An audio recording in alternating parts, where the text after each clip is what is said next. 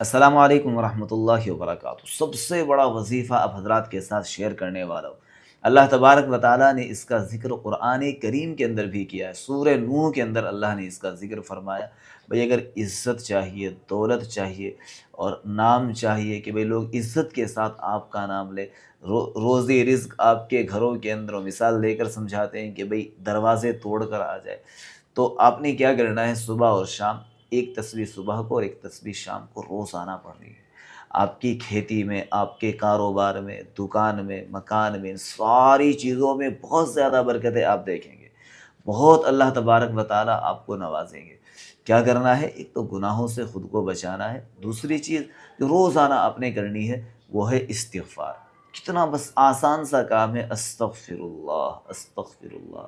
دل سے پڑھے، کیا سوچ کر پڑھے؟ اللہ مجھے معاف کر دے۔ تو صبح اور شام ایک ایک تسبیح پڑھ لیا کریں۔ مشکل سے 10 منٹ کا وقت لگے گا، لیکن رزق کے آپ کے گھر میں انبار لگ جائیں گے۔ خود بھی کرے، اپنی فیملی کے ساتھ اس ویڈیو کو شیئر کرے، اور اسی طرح کی اچھی چیزیں جاننے کے لیے ہمیں فالو ضرور کریں۔